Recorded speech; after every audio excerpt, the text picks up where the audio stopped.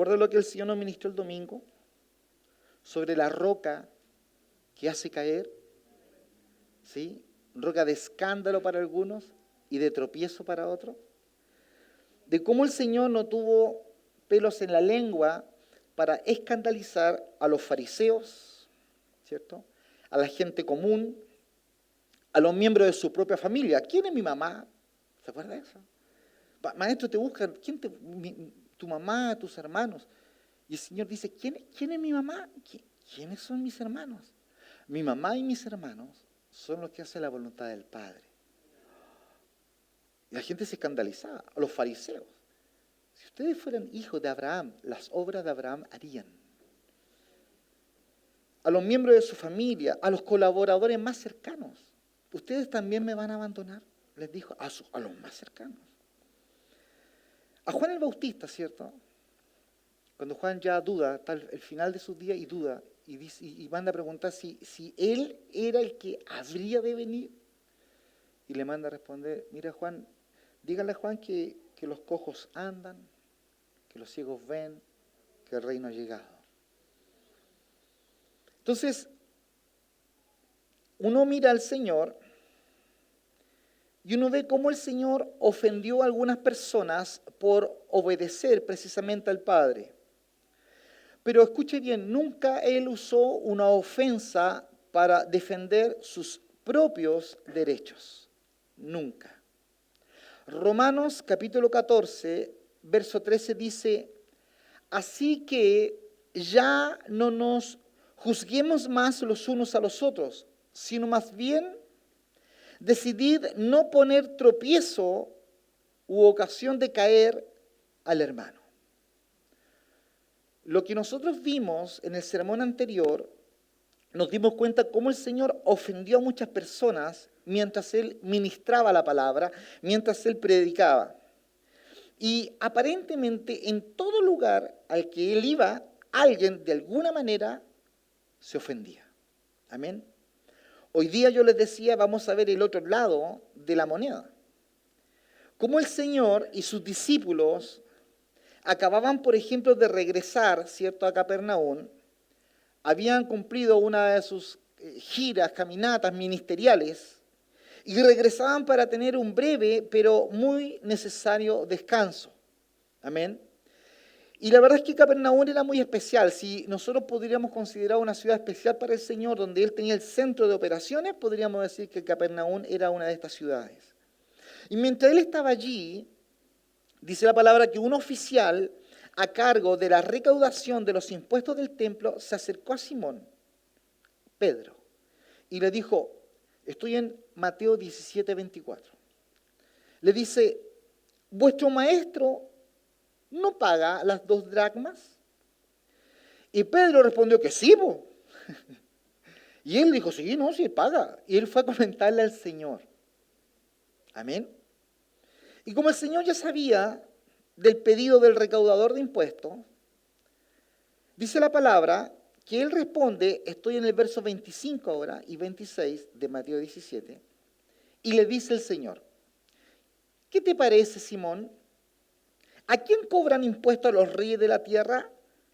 ¿A los hijos o a los extranjeros?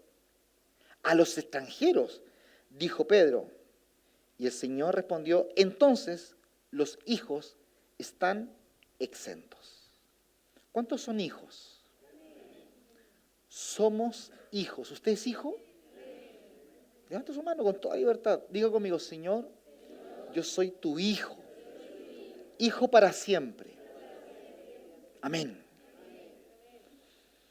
El Señor le confirma entonces a Pedro que los hijos, aleluya, del dueño de todo están exentos de todo impuesto. Amén. No son ellos quienes deben pagar los impuestos. Ellos son los que disfrutan, ¿cierto?, de los beneficios del impuesto. Estos hijos son los que viven en el palacio. Amén. Ese palacio que se paga precisamente con el dinero de los impuestos.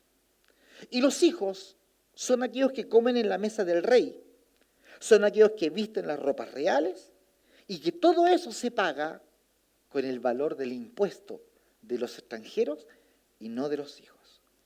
Todo este gasto, amén, que involucraba vestir, vivir en la casa del rey, comer de la mesa del rey, tenía relación con una vida de gracia, con una vida de saber que los beneficios de ser hijo les hacía vivir en el templo, en la casa del Señor. Bueno, este oficial recibió el dinero del impuesto del templo, pero seguimos con la pregunta, ¿quién era el rey o el dueño del templo? Porque en honor a quién se había construido el templo. Y la respuesta es muy sencilla. El templo se había construido en honor al Padre. Amén. Y Pedro, siempre ahí, atento a la jugada. ¿Cuánto aman a Pedro? A mí me gusta mucho Pedro. Porque Pedro hizo todas las preguntas que nosotros hubiésemos querido hacer. Y usted puede imaginarse a Juan, ¿cierto?, sentado ahí en el regazo del pecho del Señor. Y cada pregunta que hacía Pedro, Juan decía, esa pregunta es esa. Y metía las patas a Pedro y decía, ¿para qué pregunta eso? Somos así, ¿cierto? Nos escondemos detrás de la pregunta. Ojalá que la hermana pregunte en el discipulado eso. Lo preguntó.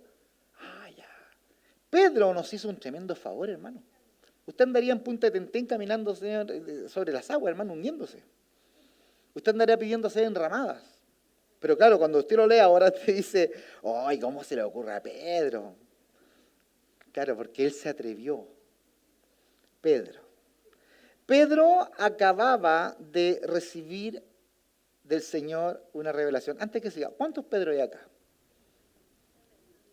Todos somos Pedro, hermano. O sea, fariseos, y no, yo no meto tantas las patas. Usted mete las patas hasta el fondo, hermano.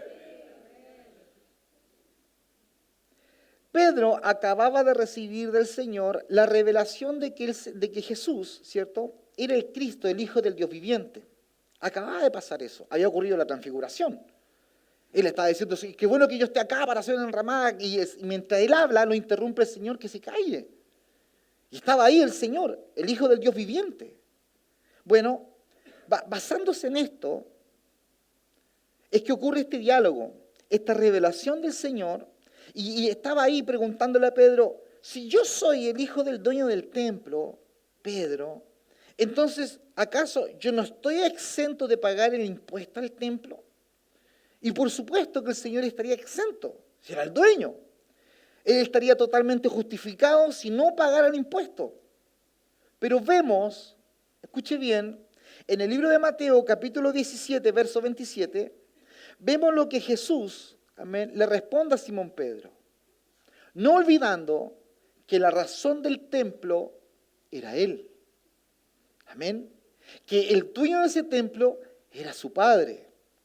Amén. Y que los hijos, él estaba exento de pagar todo impuesto porque él era hijo. Entendiendo eso, nosotros podemos introducirnos en Mateo 17, 27. Dice Mateo 17, 27, sin embargo, para no ofenderles, y ahí uno queda como un poco, a ver, ¿qué está pasando acá? Sin embargo, para no ofenderles, pero ¿acaso no era el Señor el que había ofendido a su familia, a los cercanos, a los fariseos, a los colaboradores más cercanos de él? Entonces yo creo que usted ponga atención a la palabra. Dice Mateo, capítulo 17, verso 27, sin embargo, Pedro, para no ofenderles, ve al mar y echa el anzuelo, y el primer pez que saques, tómalo, y al abrirle la boca hallarás un estatero, hermano, era moneda antigua, amén, hallarás un estatero, tómalo y dáselo por ti y dáselo por mí. Amén. ¿Están cobrando el impuesto? No te preocupes, Pedro. Para no ofenderlos, tú vas a ir al mar, vas a sacar un pez, le vas a abrir la boca, vas a sacar un testatero y con eso tú vas a pagar lo tuyo y lo mío. Amén. Cristo acababa entonces de demostrar que él era libre de no pagar el impuesto. ¿Quién es el dueño de todo, Pedro? Él estaba demostrándole que él estaba libre de eso. Pero para no causar ofensa, dijo Pedro, paguémoslo. Amén. Lo que él está haciendo es una nueva confirmación de su libertad y de la de Pedro. ¿Cuándo? Al ordenarle a Pedro que fuera a pescar y trajera el primer pez que él obtuviera, y que cuando encontrara dentro de la boca de ese pez ese dinero, él pagara. Era el mismo Padre que estaba proveyendo de este dinero para pagar el impuesto. El mismo Dios fue a buscar un pez, le metió adentro esta moneda y lo acercó a las manos de Pedro y se entregó el pececito en las manos de Pedro y abrió la boca a Pedro y se encontró con lo que Cristo le había dicho. ¿Quién estaba pagando? El Padre.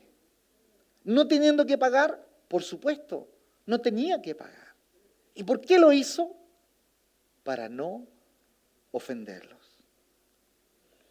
Él es el Señor de la tierra, del cielo, de todo lo creado. Él es Dios.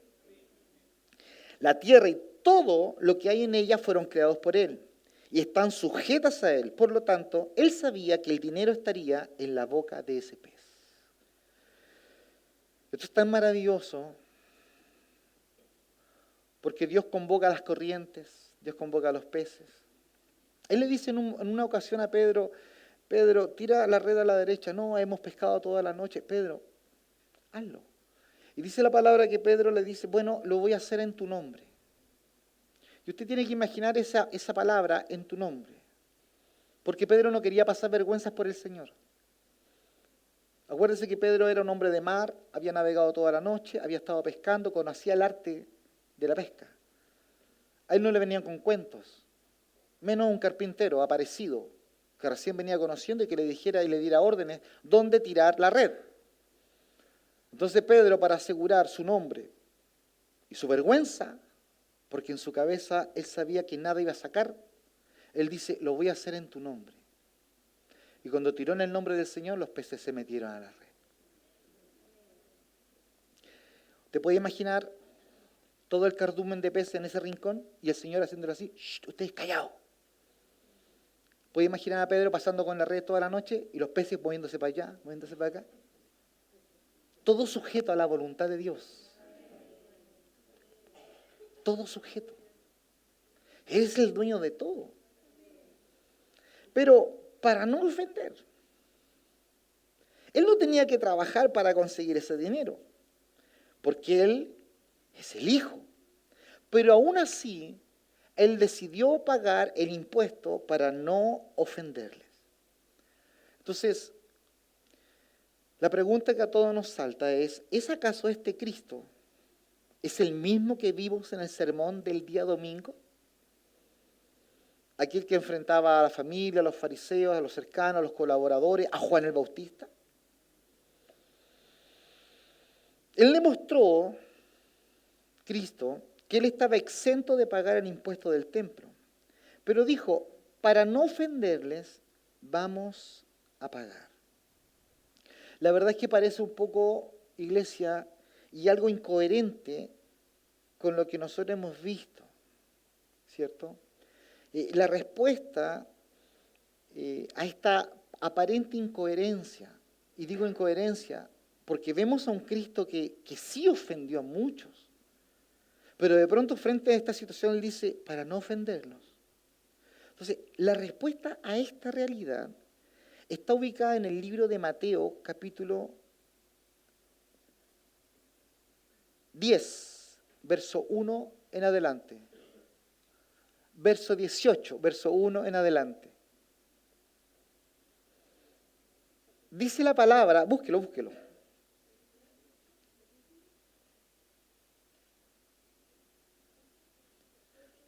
¿Sí? Verso 1 en adelante. Dice la palabra, en aquel tiempo, los discípulos vinieron, ponga atención, a Jesús diciendo, ¿quién es el mayor en el reino de los cielos? Y llamando Jesús a un niño, lo puso en medio de ellos y dijo, de cierto os digo que si no os volvéis y os hacéis como niños, no entraréis en el reino de los cielos. Así que cualquiera que se humille como este niño, ese es el mayor en el reino de los cielos. Amén. Fíjese por favor en esto, porque la expresión clave de lo que Cristo está diciendo está aquí. Dice, cualquiera que se humille. ¿Hay aquí algún cualquiera? ¿Sí? Cualquiera que se humille. Cuando nosotros fuimos llamados por el Señor y fuimos introducidos en el Evangelio, la buena noticia de Dios, nosotros teníamos un montón de expectativas naturales. Y cuando digo naturales, porque con la mente natural tú piensas muchas cosas. Con la mente natural tú dices, oye, hagamos una rifa, ¿para qué? Para poner el techo del templo, hagamos una rifa para comprar unas planchas. La mente natural trata de empujar la carreta de los bueyes, hermano, esa que tira el arca, ¿cierto? Hay un esfuerzo, una intención humana, natural, pero que no tiene nada que ver con la forma en cómo Dios tiene ordenado, ¿cierto?, los principios y cómo están establecidos para que las iglesias sean prosperadas, puedan crecer, etc. En todo lo que tiene relación con el reino de los cielos, todo está sujeto a la Escritura y a los principios que la Escritura enseña. Cuando dice la palabra cualquiera que se humille, amén, Él estaba revelándose y estaba enseñando de la manera en que nosotros debemos relacionarnos con el reino. Porque a veces pensamos que el reino espiritual y toda la verdad espiritual tiene mucho que ver con cuánto tú eres en el Señor. Y la verdad es que tiene que ver con cuánto tú te humilles. A veces las personas corren y tienen una carrera ministerial dentro de las iglesias o en su vida, de cuántos discípulos tiene, de cuántas personas ha ganado para el Señor, de cuánto el Señor te usa, y van ellos corriendo una carrera ministerial que no tiene sentido. Porque cuando Dios nos convoca, Él busca que su pueblo se humille. El capítulo 20 de este libro de Mateo, el verso 26 dice, más entre vosotros no será así, sino que el que quiera hacerse grande entre ustedes será vuestro servidor. Y el que quiera ser el primero entre ustedes, dice la palabra, será vuestro siervo. Y luego dice, como el Hijo del Hombre no vino para ser servido, sino para servir y dar su vida en rescate de muchos, así ustedes, dice el Señor, tienen que hacer. La relación del servicio a Dios y de la humillación delante de Él están directamente relacionadas con el tamaño al cual tú eres en el reino de los cielos. En la medida que tú más te humilles, Dios más te exalta. En la medida que tú te exaltes solo, Dios te va a humillar. Amén. No tiene la vida, en la vida del Espíritu, no tiene nada que ver con la vida natural, la vida terrestre, o la vida terrícola, si lo quiere escuchar así. El más grande es aquel que desciende y se va humillando. Ese es el más grande. Y el más pequeño es aquel que intenta en sus propias fuerzas ser alguien. Por eso Cristo nos enseña que Él no vino para ser servido, sino para servir. Amén. ¿Cuántos están dispuestos a servir? A servir al Señor. Él era, no olvide esto, Él era el Hijo. Amén. Y Él estaba exento de impuestos. Él no debía nada a nadie. El templo había sido hecho en su honor. Él era el dueño del templo. Él no estaba sujeto a ningún hombre, pero decidió utilizar su libertad precisamente para servir. Escuche bien esto. Usted no puede servir si usted no es libre. Es tan importante esto. Personas que hemos sido liberadas para servir al Señor. La tercera carta de Juan, la tercera epístola, váyase por favor casi a los últimos libros de la Biblia. Devuélvase un poquito después en Apocalipsis. La tercera carta de Juan, el verso 11, dice lo siguiente.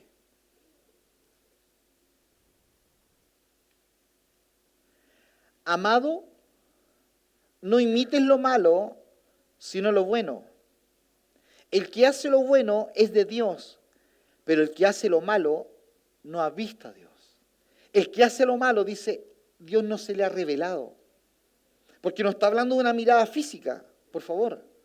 Está hablando de que Dios se revela al hombre.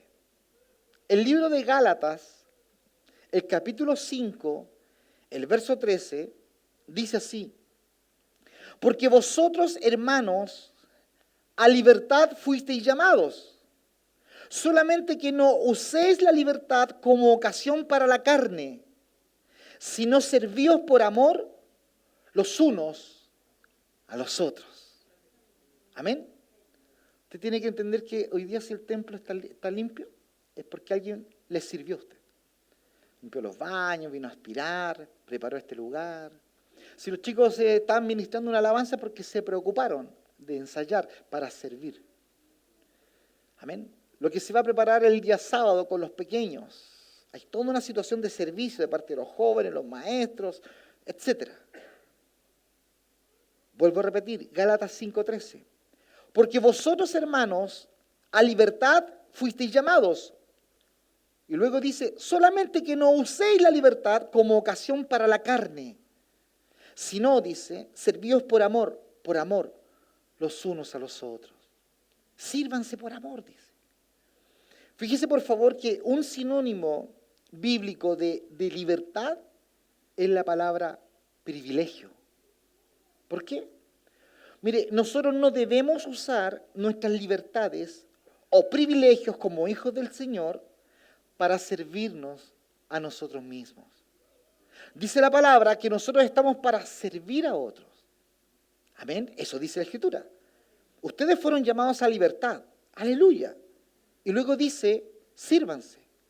La libertad está asociada también al servicio. Por eso nadie que está atado y no puede perdonar puede servir con libertad. Es un servicio contaminado. Por eso nosotros debemos tener mucho cuidado en el servicio que tenemos al Señor, porque debemos vivir en la libertad que Cristo nos dio para que podamos servir con gozo. Claro. No sé, te toca limpiar los baños, justo los niños rayaron. Y te tocó a ti sacar la mancha. Ya lo tocó, de nuevo rayaron. El servicio a Dios está lleno de gozo, porque somos libres. Dice la palabra que su yugo es el ligero, el liviano. Servir a Dios no es, hoy otra vez culto. Uf. No es eso, hermano. Ay, ¿qué hora es? 20 para las 10. Uy, hay que ir a ver. Uy, el pastor que no termina. No es eso. Claro, porque si estuviera jugando Chile, usted estaría con los ojos inyectados en sangre hasta las 2 de la mañana. Si después hubiera una pichanga de 11 a 12 aquí donde Manolo, acá frente a los cementerios, ahí estaría usted jurándose que es Messi, poniendo esos zapatos, ya pues vieja, donde el pantalón corto, y se activa todo. Así es la carne.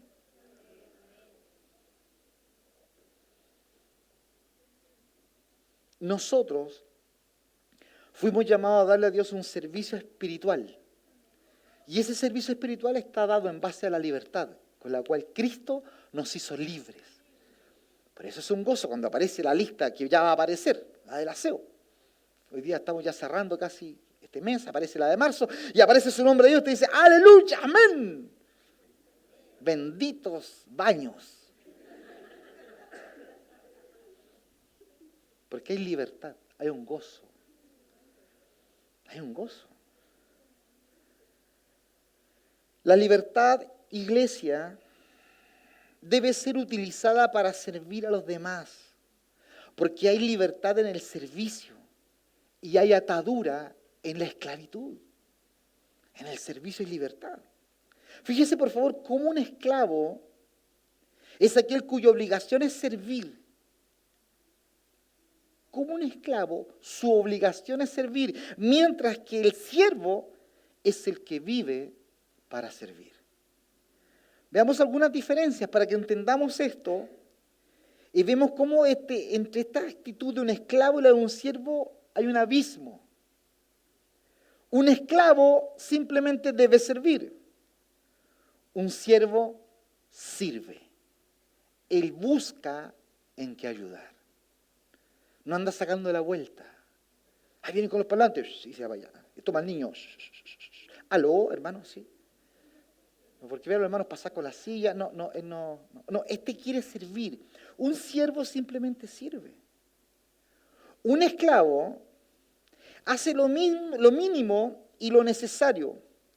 Un siervo alcanza siempre su máximo potencial. El siervo se descubre en el servicio. Se encuentra y dice, oye, se me revuelven hasta las entrañas cuando hay que predicar en la calle. Oye, algo me pasa cuando hay que limpiar, el salón de los niños. Algo ocurre cuando hay que ayudar. Algo pasa conmigo. Se descubre. Hermanos, escucha bien. El siervo se descubre. Un esclavo camina 1 milla. Un siervo camina la 2ª milla. Porque no le importa el sacrificio. Un esclavo siente que le obligan. Un siervo da, hermano, a él le brota hacerlo. A él le brota. Un esclavo está atado. Un siervo es libre. Amén. Libre para servir, libre para amar, libre para perdonar, libre para restaurar, libre para oír, libre para contener. Él es libre, hermano. ¿Cuánto es un siervo del Señor? Somos libres. Usted no lo tiene aquí con una cadena en la silla, hermano. Usted es libre. El sábado, hermano, va a haber calor. Usted podría estar 1/4 para las 2 ahí en la playita, en Gullinco, no sé dónde. Y usted va a estar ahí arriba, hermano, fregándose por los hijos de sus hermanos, porque usted quiere hacerlo. Usted es un siervo que quiere servir y le brota servir. Un esclavo lucha por sus derechos. Un siervo renuncia a todos sus derechos. Por eso es donde tú tienes que examinarte y ver cuánto todavía de esclavo te queda. Cuánto derecho aún tú reclamas para ti mismo. Tus pensamientos, tus hijos, mi hogar, mi matrimonio, y todo es tuyo, y no te das cuenta que todo eso te lo dio el Señor. Y cuando de pronto te tocan uno de esos, hermano, aparece el penacho, ¿cierto?, nuevamente, de aquel que cree que puede gobernar. Y aparece Dios nuevamente para poder Él fraguar en ti el peso que significa ser siervos. Un siervo es uno que renuncia a sus derechos. ¿Sabe qué es lo triste de esto? Y que hay mucho creyente, mucho cristiano, que sirve con resentimiento. Con resentimiento. Ya lo voy a hacer yo, ya que nadie lo hace. Y nos reímos, de verdad. Sirven con resentimiento, es triste. Y está el otro lado, aquellos que creen que le hacen un favor a la iglesia. O sea, si yo no estuviera, van a ver cuando yo no esté. Si la iglesia es del Señor. Hermano, ¿cuántos creen que la iglesia es del Señor? Si esta es obra de Dios, hermano, si nosotros somos personas. Si la belleza de la iglesia es que nosotros somos personas imperfectas. La palabra la describe como piedras. Y nos vamos nosotros todos limando unos con otros. Y nos vamos edificando uno a otro. Y vamos encontrando en el otro o en la otra actitudes de siervo, porque somos siervos, eso es lo que somos, nos descubrimos. Claro, tú puedes tener un título, puedes tener un trabajo, pero Dios te está llamando al servicio a Él. Y hay algo que quema y que es más fuerte que ser mamá, hay algo que es más fuerte que ser un trabajador, hay algo que es más fuerte, y es ser siervo, es servirle a Él. En todas las áreas donde nosotros podamos desenvolvernos. El trabajo, la universidad, una fábrica, el hogar, tu vecino, tu familia. Pero el problema es que están estos que sirven con resentimiento y que dan quejándose. Y se molestan cuando tienen que pagar precisamente los impuestos. Viven como esclavos de una ley de la cual han sido liberados, pero en su interior continúan siendo esclavos. Estamos acá, escuchamos la palabra, adoramos, cantamos, danzamos con las alabanzas, somos libres, pero no podemos perdonar. No podemos restaurar una relación con mi hermana, con mi hermano. Personas que por fuera manifestamos libertad, pero por dentro no. Y lo más alarmante es el hecho de que esta ley ha sido construida a partir precisamente del Nuevo Testamento. Estos cristianos, ¿cierto?, no tienen el espíritu en el que Jesús dio sus mandamientos. Cuando el Señor enseña los mandamientos, la palabra tiene un espíritu, ¿sí? La palabra edifica, la palabra exhorta, la palabra consuela. Amén. Pero muchas veces ocurre todo lo contrario. No comprenden que nosotros hemos sido, ¿cierto? Y estos han sido liberados para servir al Señor. Pero ellos continúan luchando por su beneficio propio en lugar de luchar por el beneficio de los demás. Y Pablo, el apóstol Pablo, da un ejemplo vívido de confrontar esta actitud en la carta que él manda a los hermanos de Romanos y a los hermanos de los Corintios. Esto es muy importante, porque para estos creyentes el problema que desafiaba su libertad, el ejemplo que les voy a dar, tenía relación con la comida, y eso desafiaba su libertad. Y Pablo les exhorta y les dice en Romanos, por favor busque el libro de Romanos, capítulo 14.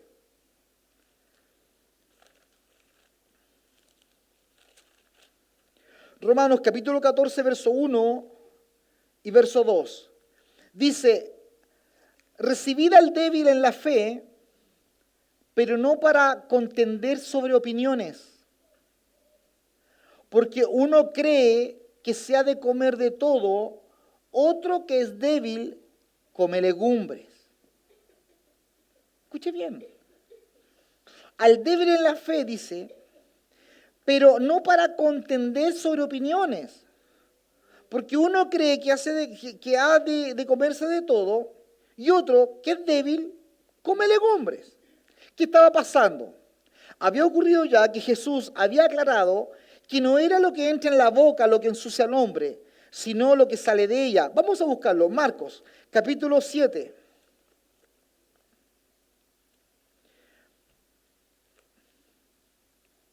Marcos, capítulo 7.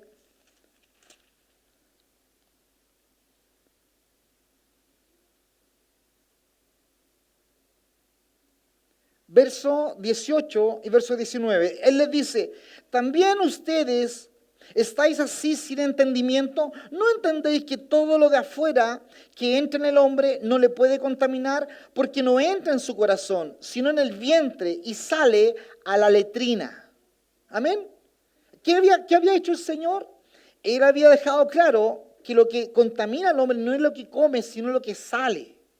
Amén. Y Pablo dijo que había algunos creyentes que eran débiles en la fe y no podían comer carne por temor a que ésta hubiera sido sacrificada a los ídolos. Póngame atención. A pesar de que Cristo ya había hablado sobre este tema, estas personas aún no podían comer carne con una conciencia limpia, porque tenían en su interior los pensamientos de que esa comida, esa carne había sido ofrecida a los ídolos. Les voy a leer 1 Corintios, vaya conmigo, para que entendamos esto de la no ofensa. 1 Corintios, capítulo 8, verso 4.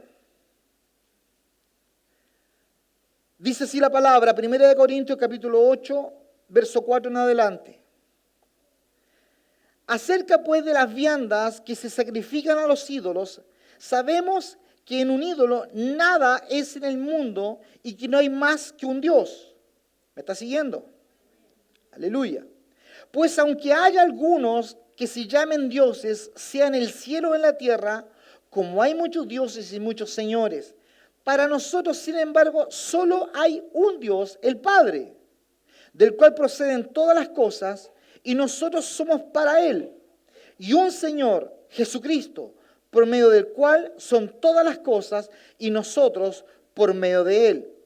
Pero no en todos hay este conocimiento, porque algunos, habituados hasta aquí a los ídolos, comen como sacrificado a ídolos y su conciencia, siendo débil, se contamina.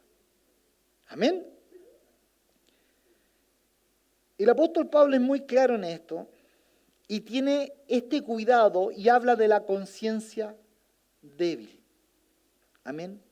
Del pequeñito en la fe, del nuevito, de aquel que en base a una verdad doctrinal tuya, ¿cierto?, puede sentirse estorbado e inclusive puede ser de tropiezo.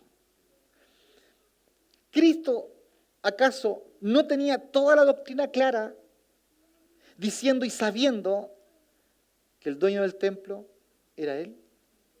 Lo tenía claro, ¿cierto? Absolutamente claro. Pero no puso esa verdad como una piedra sobre ellos, sino que dijo, para no ofenderlos, yo voy a pagar. ¿Está entendiendo? Esto que estoy ministrando tiene relación con nosotros directamente, en cómo nosotros edificamos una iglesia, cómo nosotros hacemos iglesia.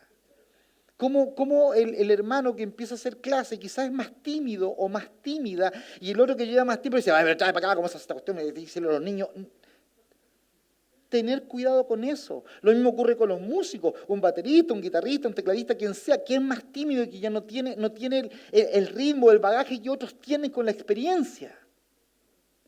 No, pero es que las cosas del Señor, sí, Cristo también podría haber dicho, es que las cosas del Señor, el templo es mío, se acabó. No, dice, para no ofenderlos. Si tú vas a 100 kilómetros por hora, ser capaz de bajar a 40 por los que van al lado tuyo. Esto es muy importante, porque ninguno de nosotros aquí está corriendo una carrera solo. Nadie aquí vive su metro cuadrado, hermano. No, yo no me meto con nadie, yo voy, adoro y me voy. No, hermano, si tú haces eso, estás endemoniado, hermano. Pero claro, ¿usted cree que usted se levanta y el dedo chico dice voy a hacer lo que quiero hoy día? No, pues si el dedo chico es parte de un cuerpo, usted es parte de un cuerpo. Entonces, lo que estaba ocurriendo es que en estas iglesias, los cristianos de fe más firme, pone atención a la iglesia, comían carne de origen cuestionable, delante de algunos santos que eran más débiles. Y esto les causaba problemas, a pesar de que el Señor, ¿cierto?, ya había purificado esas comidas, ya lo había dicho ya. Y los más débiles no podían sacar de su mente la imagen de esa carne en el altar de un ídolo, no podían, hermano. No podían, les chocaba, les parecía mal. Pero eran más débiles. Y los más fuertes sabían que un ídolo no significaba nada, si el apóstol Pablo ya lo había enseñado. Un ídolo no significaba nada y no sentían problemas de conciencia al comer. Pero, aparentemente a estos, abro comillas, maduros y bíblicos, les preocupaba más que se respetaran sus derechos como creyentes neotestamentarios de revelaciones de la palabra, que ellos la tenían muy clara, versus el hecho de ofender a un nuevito. ¿Está entendiendo? Ellos tenían súper claro, si el apóstol Pablo lo dijo, Cristo lo dijo, comamos, pero había un débil que era más frágil en la fe, y cuando veía comer la carne y no sabía la procedencia, se le venían los recuerdos que mucha carne era sacrificada a los ídolos. Ese era el problema que ellos estaban viviendo. A estos maduros, entre comillas, no les había amanecido, ¿cierto?, el cuidado por el más débil, no se les había amanecido. Y mi oración es que a nosotros como iglesia se nos amanezca que hay hermanos más débiles en la fe. Amén. Y ellos, sin proponérselo, hermano, estaban siendo de piedra de tropiezo para los hermanos más débiles. Por eso el cuidado de cómo tú tratas a alguien nuevo, a alguien que recién está abriendo la escritura y hay cosas que no las entiende y de pronto puede decir quizás algo hasta chistoso, hermano. Y mezcla el arca de Noé con el arca de Moisés y predica cualquier cosa en la calle. Ten cuidado cómo corriges. Porque la Biblia lo llama, Cristo llama los pequeñitos, son sus pequeñitos. Este tipo de actitud no tiene nada que ver con el corazón de un siervo. Amén. Fíjese por favor cómo el apóstol Pablo aborda este tema. El libro de Romanos, capítulo 14, verso 13.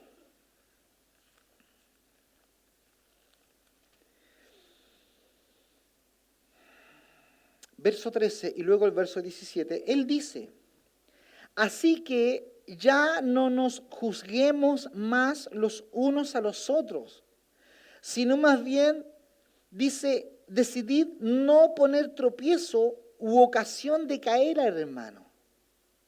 Y luego el 17 dice, porque el reino de Dios no es comida y no es bebida, hermanos. No, el reino de Dios es justicia, paz y gozo en el Espíritu. Eso es, dice el Señor. El reino de Dios no es comida, le dice el apóstol Pablo a estos que tenían ese problema de comamos nomás, el Señor lo enseñó y además el apóstol Pablo nos dijo clarito. No, le dice, hey, el reino de Dios no es comida, no es bebida, el reino de Dios es justicia, es paz y es gozo en el Espíritu Santo. En otras palabras, lo que le estaba diciendo era, hey, recordemos de qué se trata verdaderamente el reino. Eso le estaba diciendo. Se trata de justicia, de paz y de gozo en el Espíritu. Y si hay uno que para él es tropiezo lo que está ocurriendo porque no es de procedencia clara la carne que están comiendo, no lo hagas. Porque el reino de Dios no se trata de lo que estás comiendo. El reino de Dios es para él justicia, es gozo, es paz. Que no sea tropiezo lo que tú estás haciendo. No había paciencia, no había luz con el nuevo. No había.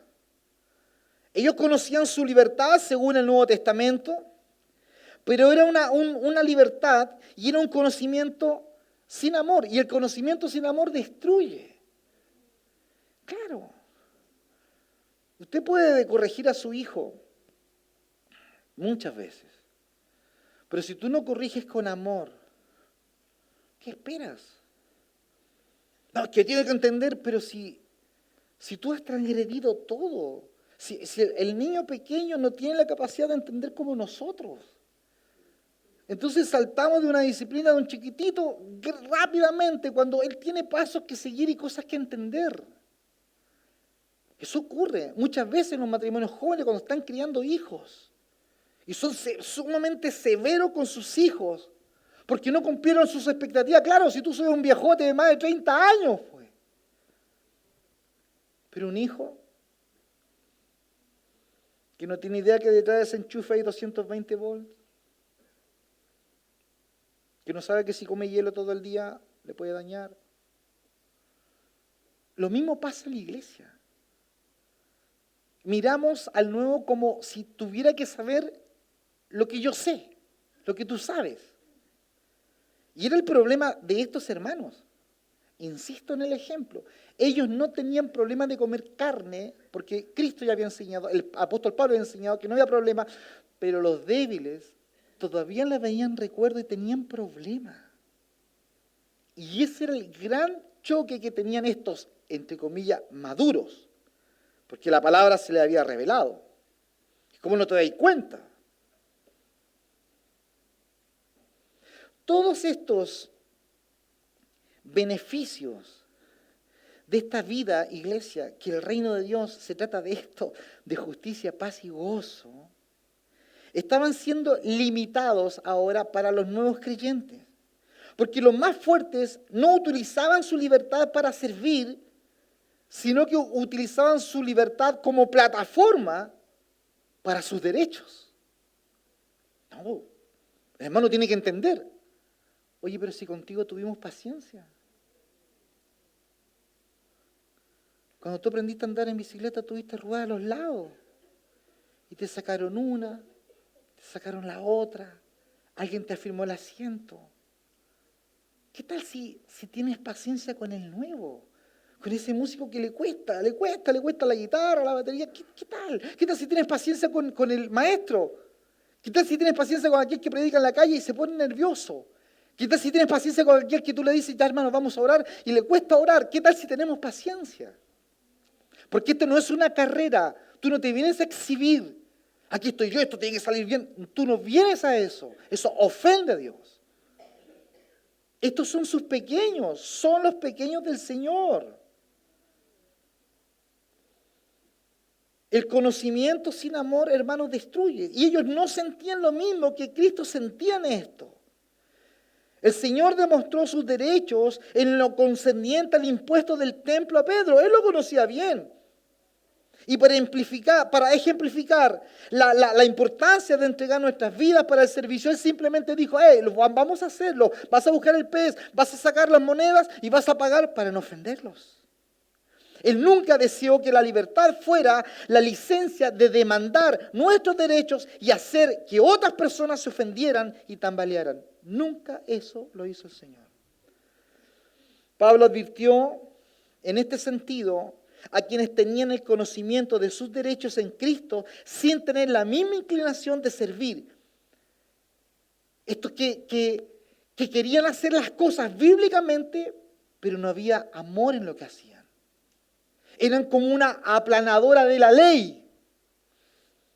Ellos arrasaban en el nombre del Señor, porque así dice la Biblia, pero no tenían cuidado del débil, del temeroso, de aquel que es inquieto, de aquel que es más frágil, de aquel que es más reflexivo, de aquel que no es tan impetuoso.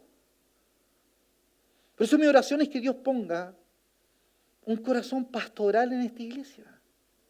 Que Dios nos dé pastores a borbotones, hermano. De verdad. Porque el corazón pastoral provoca y ve que hay necesidad y empieza a ser despertado a tener cuidado del débil, del frágil, del huérfano, de la viuda. La advertencia del apóstol Pablo está en 1 Corintios, capítulo 6, versos 11 y 12. Dice la palabra así, escucha, y por el conocimiento tuyo, dice, se perderá el hermano débil por quien Cristo murió. Por el conocimiento, que esto parece contraproducente. La Biblia dice, mi pueblo se perdió por falta de conocimiento. Y dice aquí, por el conocimiento tuyo, tu hermano se va a perder. Es decir, porque a ti lo único que te preocupa es servir a Dios, porque la Biblia dice que hay que hacer esto, pero no te importa si tú arrasas con el que está al lado. Eso es lo que el Señor nos está hablando esta noche. Que seamos misericordiosos. Llegó un maestro nuevo al ministerio de niños. Amén, lo recibimos y te vamos a ayudar. Y llegó un maestro a los jóvenes, o llegó un músico nuevo, o subimos un nuevo coordinador. Y porque estar acá arriba, hermano, los que han coordinado, se aprieta la guata, hermano. ¿O no? Sí, pues. Estar orando, intercediendo, diciendo, oye, hermano, porque si me hubiesen subido a mí, yo te lo tendría, pero fuego, hermano.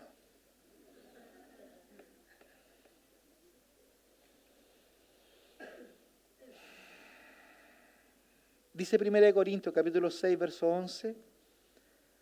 Y por el conocimiento tuyo se perderá el hermano débil por quien Cristo murió. De esta manera, pues, pecando contra los hermanos e hiriendo su débil conciencia, contra Cristo pecáis. Hiriendo su débil conciencia. ¿La conciencia se va haciendo fuerte en Cristo? Claro, po. Cuando tú vas encontrando tu identidad en Cristo, vas leyendo la Escritura, va pasando el tiempo, te caes, te pones de pie, te limpias, te levantas, te unges, te das un retiro y vas creciendo y vas creciendo. Claro, la conciencia se hace más firme, pero en un comienzo la conciencia es débil.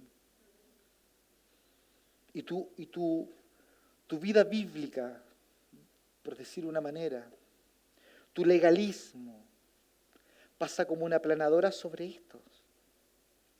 Y ojo, que nosotros sin darnos cuenta podemos utilizar nuestra libertad para pecar, sin darnos cuenta. ¿De qué manera? Hiriendo a quienes tienen una conciencia más débil, haciendo que uno de los pequeños de Cristo se sienta ofendido y tropiece. Por eso el sentido de renuncia y de muerte nos debe impregnar en todas las áreas de nuestra vida.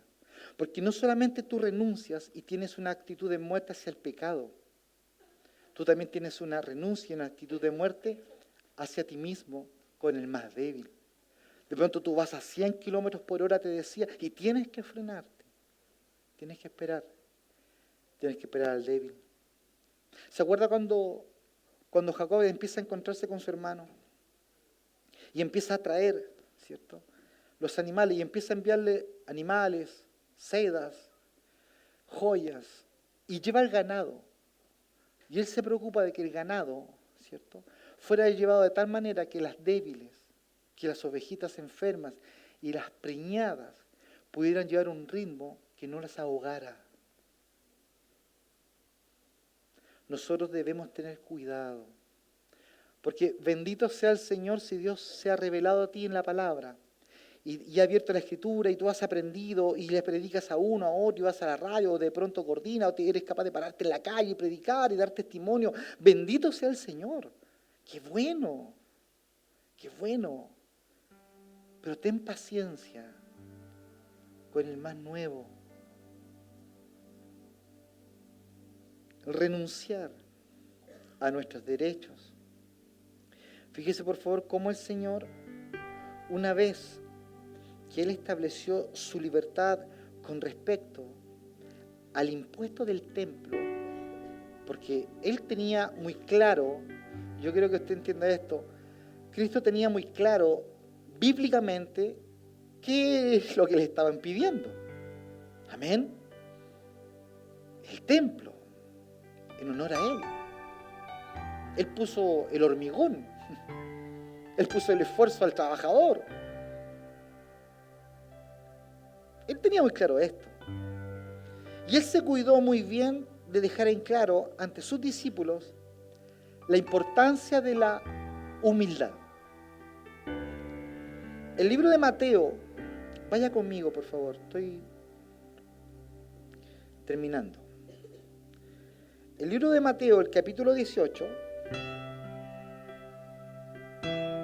verso 6, hasta el 10, dice así: y cualquiera que haga tropezar a alguno de estos pequeños que creen en mí, ¿qué es un rato ahí? Estos pequeños creen en Él y son sus pequeños. Amén. Así que después de este versículo, por favor, toma tu aplanadora bíblica, tu ministerio, tu coraje, tus sueños, córrelo hacia un lado y preocúpate de no pisar a los que están al lado tuyo. Y cualquiera que haga tropezar a alguno de estos pequeños que creen en mí, mejor le fuera que se le colgase al cuello una piedra de molino de asno y que se le hundiese en lo profundo del mar. Ay del mundo por los tropiezos, porque es necesario que vengan tropiezos, pero ay de aquel hombre por quien viene el tropiezo. Por tanto, si tu mano, dice, o tu pie te es ocasión de caer, córtalo y échalo de ti. Mejor te es entrar en la vida cojo o manco que teniendo 2 manos o 2 pies ser echado en el fuego eterno. Y si tu ojo te es ocasión de caer, sácalo y échalo de ti. Mejor te es entrar con un solo ojo en la vida que teniendo 2 ojos ser echado en el infierno de fuego. Mirad que no menosprecéis a uno de estos pequeños, porque os digo que sus ángeles en los cielos ven siempre el rostro de mi Padre que está en los cielos. Mis pequeños. ¿Cómo llama Dios al débil, al nuevito, al frágil? Mi pequeño. ¿Usted ha visto cuando Elizardo se pasea con Benjamín? Con una mano lo cubre. Es su pequeño. Yo le aseguro que hay una viga acá, él pone el hombro. Usted lo haría por el suyo. Cristo dice, son mis pequeños. Es tan lindo porque todo este capítulo de Mateo habla precisamente de las ofensas. Y el Señor dice claramente que nos despojemos de todo lo que sea causa de pecado, aunque sea uno de nuestros privilegios neotestamentarios. Es decir, aunque sean tus verdades, tus revelaciones. Si vas a matar a alguien, si a alguien le vas a pisotear, no tiene nada que ver entonces con nosotros esto. Porque la verdad de Dios está llena de amor. Está llena de amor. Si algo hace que nuestro hermano débil peque, hay que abandonarlo delante de él rápidamente aquello. Tener cuidado, que no se nos quiebre, que no se nos fracture en su conciencia. Nos podríamos entonces preguntar, ¿por qué el Señor hacía que tantas personas se ofendieran, como vimos, ¿cierto?, el domingo pasado? Y la respuesta en sí es súper simple, porque Cristo ofendía a algunas personas porque Él obedecía al Padre y no a los hombres. Tenía relación con el cuidado y el amor que Dios tiene por los suyos. La ofensa de Cristo no provenía de la defensa de sus derechos. Por eso los fariseos, iglesia, se ofendieron cuando Él sanó en un día de reposo.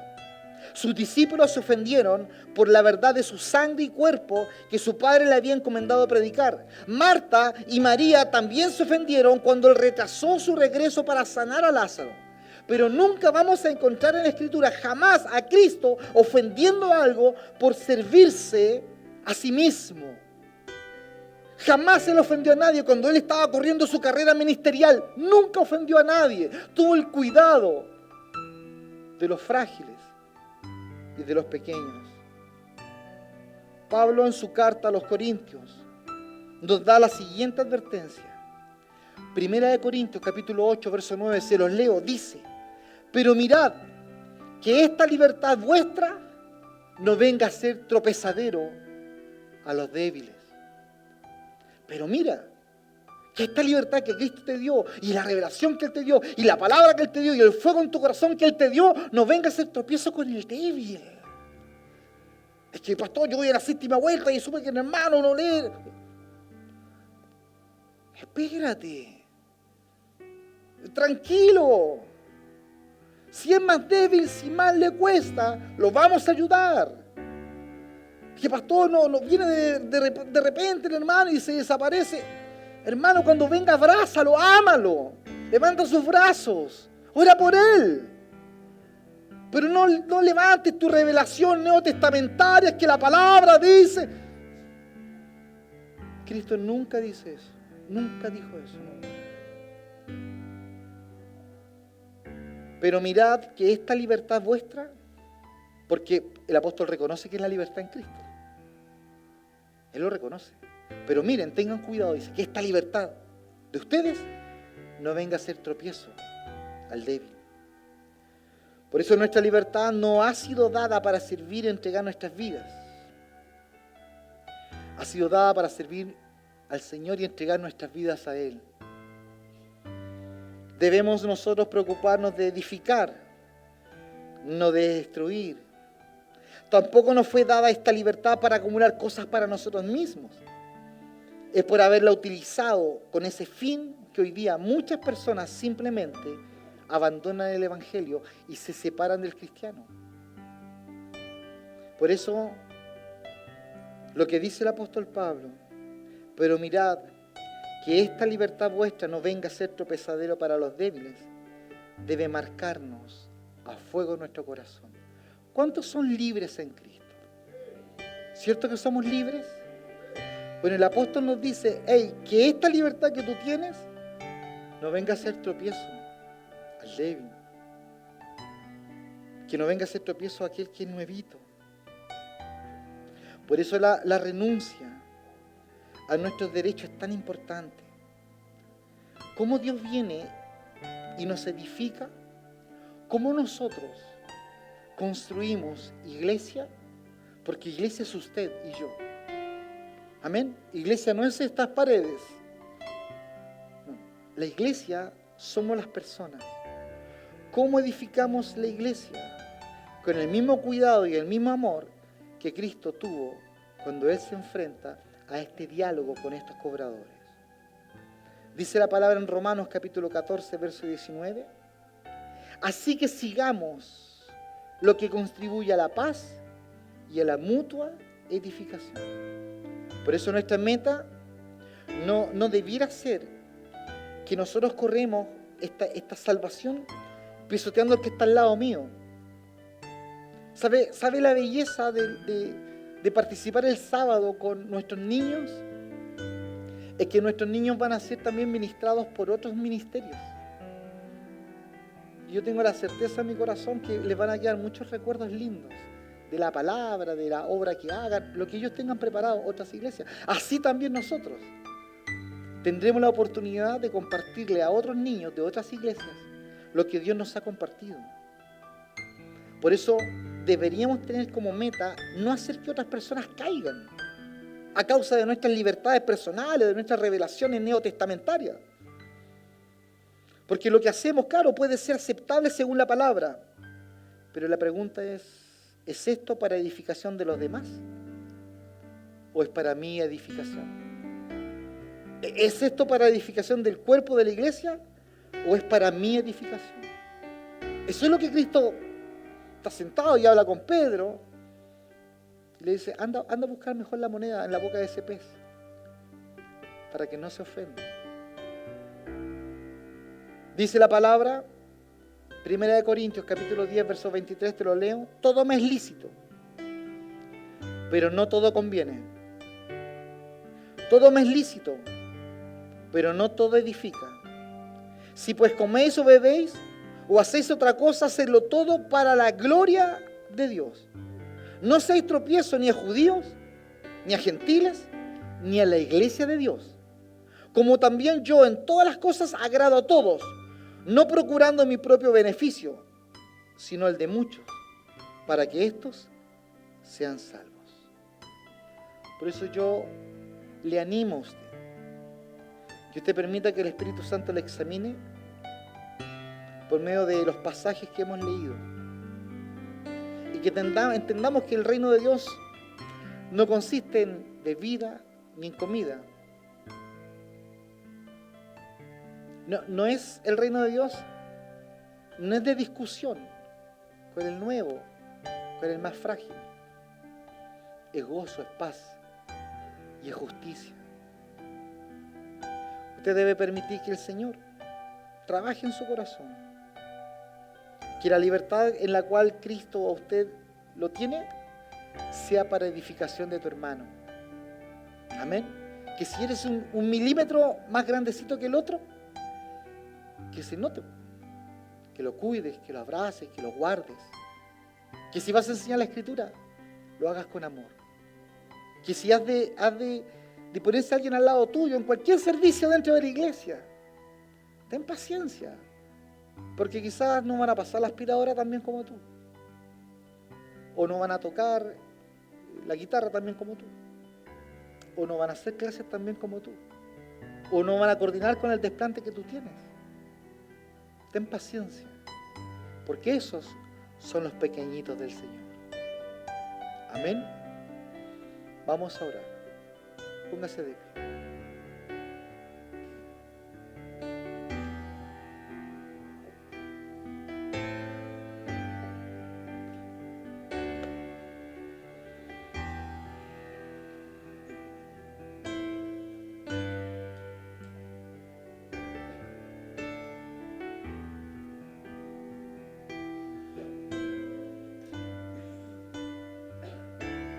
Vamos a orar. Padre, te damos gracias por esta palabra, Señor. No creemos, Dios, de ninguna manera que nosotros lo sabemos todo. Líbranos de ese pensamiento soberbio, autosuficiente, o creer que somos mejores que otros. No lo somos, de ninguna manera, Señor. Si las personas conocieran nuestras vidas privadas, en nuestros trabajos, en nuestras casas, con nuestros padres, cómo le respondemos a nuestros padres o cómo tratamos a nuestros cónyuges. Tú conoces todo de nosotros.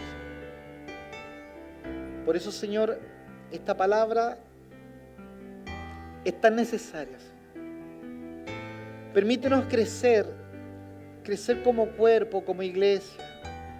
Permítenos que la luz de tu palabra alumbre tan profundo que yo me ubique que dentro de la iglesia están los pequeñitos. No están afuera, están acá, Señor. Son tus hijos. Permítenos, Señor, poder ver eso con claridad y ser un puente de bendición, de gracia, de ayuda. No queremos, Señor, caer en esa defensa de los principios bíblicos que caían los hermanos de Corintios, Señor, cuando defendían el derecho a comer carne. Por el solo hecho que el apóstol Pablo y tu palabra, Señor, tú mismo habías enseñado que todo estaba limpio. Y que no es lo que entra al hombre lo que contamina, sino lo que sale. Padre, no queremos caer en esas discusiones, entendiendo, Señor, el mensaje de que hay hermanos frágiles y débiles en la fe, a quienes tenemos que sostener, afirmar, tenerles paciencia, abrazar, contener, ayudarlos, animarlos.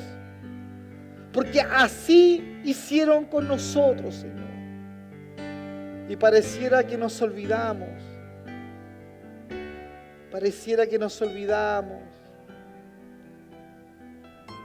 Pareciera, Señor, que nosotros nunca hubiésemos tenido el proceso de aprender. Pero no es así, Señor. Pon en cada uno de nosotros un corazón pastoral. Pon en nosotros un corazón que anime a otros, que tengamos cuidado por el otro, tener paciencia. Padre, muchas gracias. Gracias por hablarnos. Gracias por ministrarnos. Gracias por tener cuidado de nosotros, porque esta palabra es para todos los que hoy día llegamos a casa. Enséñanos, porque el reino tuyo es gozo, es paz, es justicia. Enséñanos. No queremos perder la perspectiva, no queremos extraviarnos en el camino. Al ya adquirir experiencia, al ya adquirir conocimiento y extraviarnos del camino, no queremos extraviarnos. Queremos seguirte a ti, Señor. Padre, muchas gracias. Levante sus manos a Él. Hable usted con Él.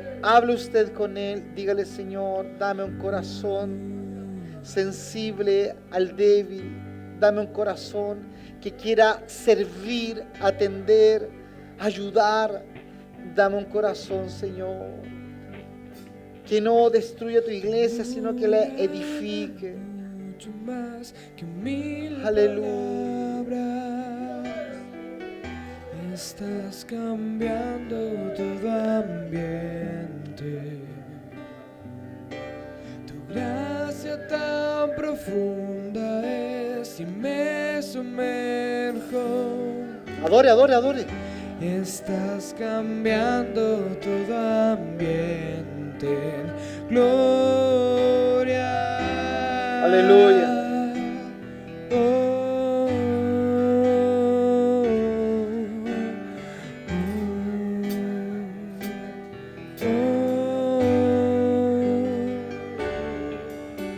Tu amor habla mucho más que mil palabras.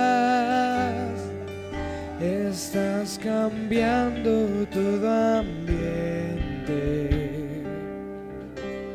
Gracia tan profunda es y me sumerjo. Estás cambiando todo ambiente en gloria. Y tu amor transforma todo en mí. Oh, oh, me abrazas en tu corazón. Oh, oh, desde adentro hacia afuera, tú me liberas con Adore, adore, adore, adore. cánticos de amor. Hable con Él. Y Usted tu hable con Él. amor, tu amor transforma todo en mí. Oh, oh, me abrazas en tu corazón. Oh, oh, desde adentro hacia afuera, tú me liberas con cánticos de amor.